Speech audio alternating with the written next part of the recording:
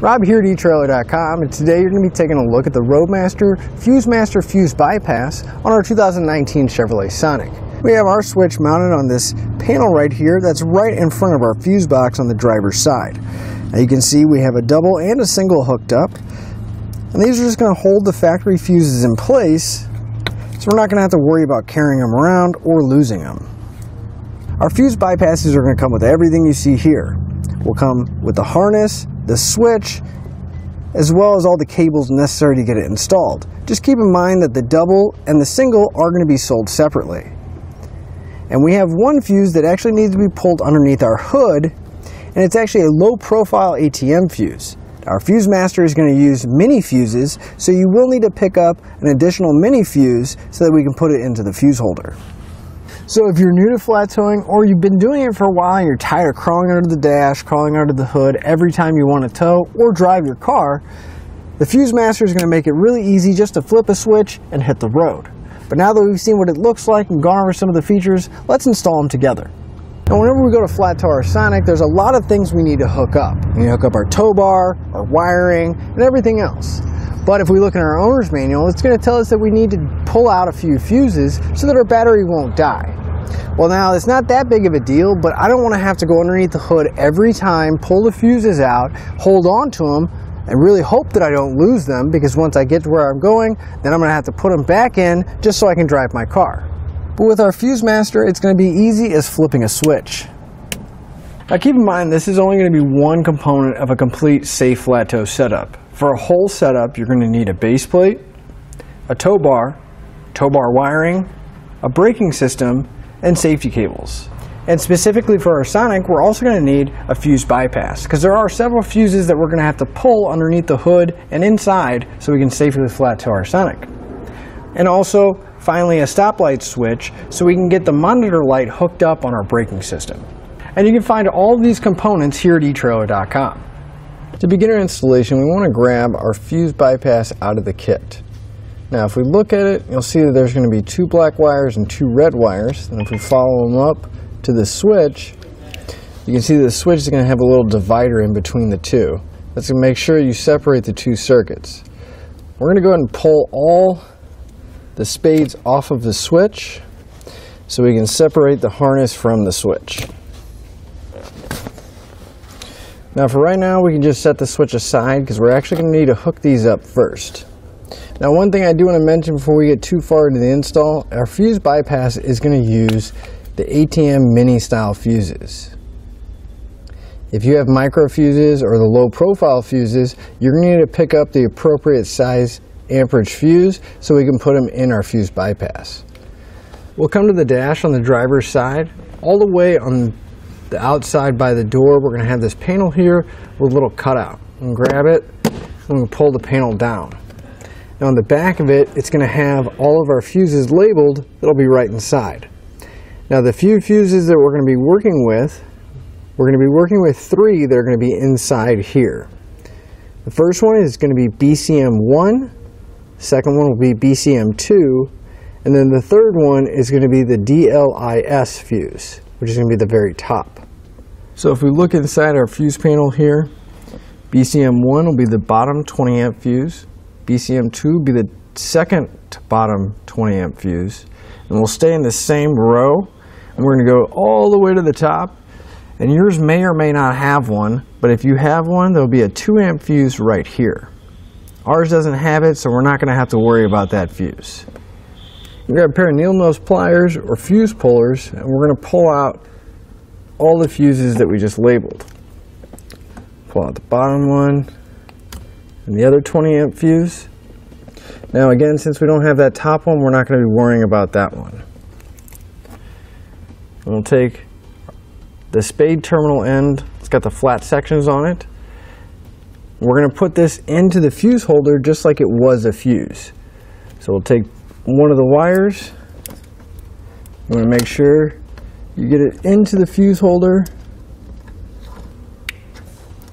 and just insert it, and we'll take the same color wire and put it into the other side of the fuse. And again, you want to make sure you're separating the circuits, so both black wires on one and both red wires on one. So this is what it should look like once you have everything connected. Your wires should be going in where the fuses are, and they should be separate. Now if you do have that 2 amp fuse that's at the very top, you're going to want to get another double fuse bypass, because we actually have another one underneath the hood that we need to pull. But if you don't have that 2 amp fuse and you just need a switch for the one underneath the hood, Roadmaster does have a single one, and we're going to be using that for our application. Our switch isn't going to be able to be mounted close to the one we already have. We're going to need to extend the wires out a little bit. So I'm just going to pull the wires out of the loom just so I can get access to them. And when we're looking at them, you can see there's kind of a raised section on the wire right here. That's a factory connection point, and we want to stay away from that. So I'm just going to come up a little bit from there, and I'm going to cut my wire right in half.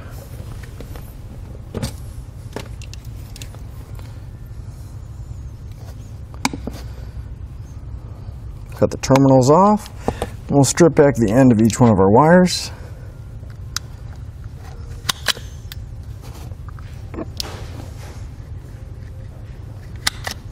And I'm going to take a butt connector, I'm going to crimp it onto the end of each one of my wires. Now the kit doesn't come with butt connectors or excess wire, but you can pick it up here at etrailer.com.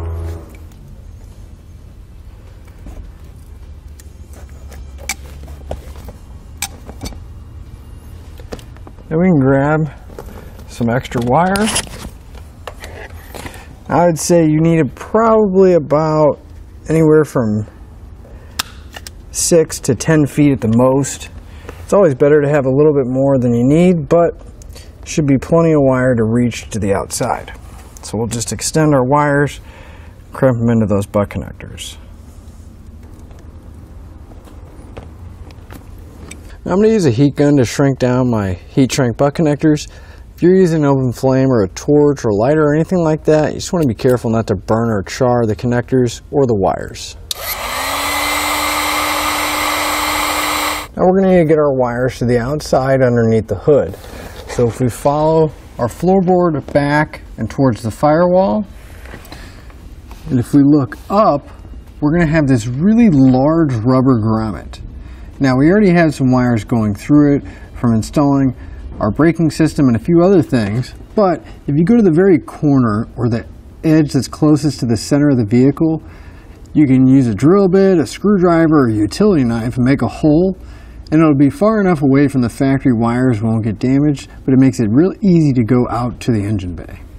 Now I just took an airline tube and I pushed it through that rubber grommet. You can use a coat hanger or whatever you have that's just going to keep its shape when you start pushing on it.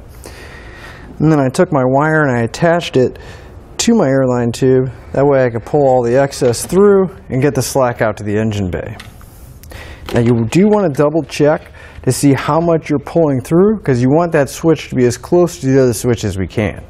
So now we can come to our fuse box, which will be on the driver's side, right here on the outside, right by the fender.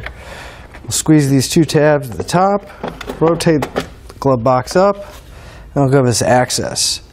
Now, according to the owner's manual, we need to pull the number 7 fuse, which is going to be a 7.5 amp that's in between these 2 5 amp fuses right here. So we'll take our fuse puller and we'll pull that 7.5 amp fuse out.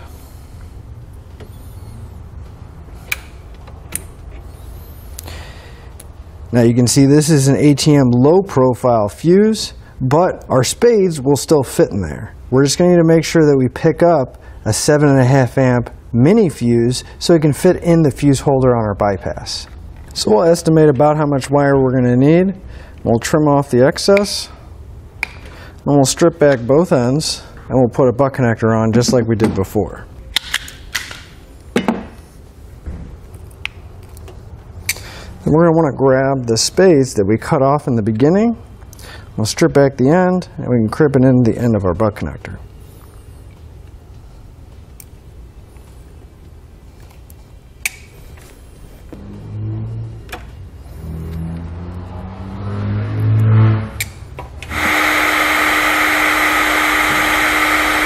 We'll just insert the spades into the terminals just like we did inside.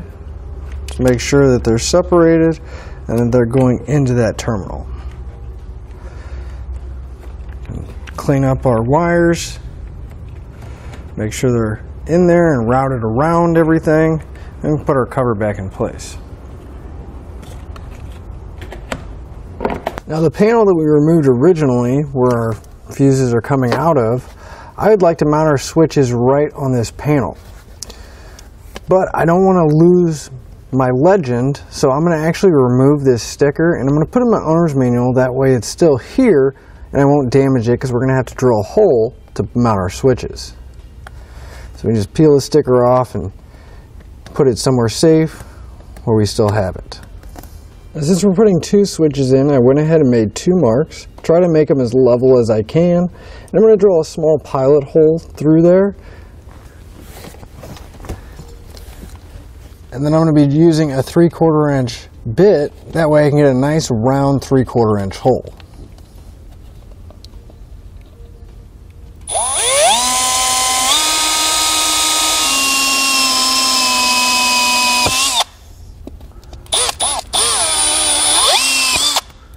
Now that hole's drilled, we'll go ahead and repeat that for our other side. So we can grab one of our switches, and we're going to take the plastic nut off the back. We'll take our switch, we're going to slide it all the way through. And again, try to make it nice and level. We'll flip it over. And we'll take the nut, and there's teeth on there. You want to make sure the teeth are facing towards the back of the panel. Then we can thread it on, make sure the switch isn't moving around, and it's nice and secure. And once we have this one on, we'll do the same thing for our other switch. Now that everything's connected, we can put our fuses in. Now we can reuse the factory fuses since they're the mini fuses. So we'll put both the two fuses into the fuse holders, close up the cover. Now since these are both 20 amp fuses, it really doesn't matter where we put them. But in case you need to know which one is which, if we open up the loom, we can see that this fuse holder is connected to a black wire. So we know that this one is connected to that one.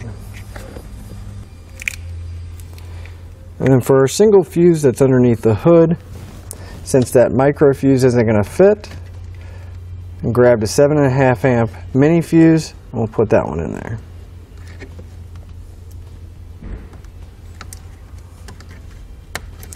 And then it's just a matter of hooking up the terminals back to the switch. Now again, it doesn't matter which one we hook it up to. So you just want to make sure that we plug them both into the correct switch. So the single one will go to the single switch. And then when we're plugging in our double switch, again, you just want to make sure that you have both the black and both the red on one side and separate the circuits. Then we can just tuck our excess wires and fuses back into the panel. We can click our panel back in place. Now the final step is going to be putting our drive and toe stickers on so we know which position the switch is in. If the dot is depressed like it is now, that's going to be the drive position. We'll go ahead and put our sticker up top. Then we can grab the toe sticker and put it right below that so we know when the switches are up, we're in drive mode, and when the switches are down, we're in tow mode.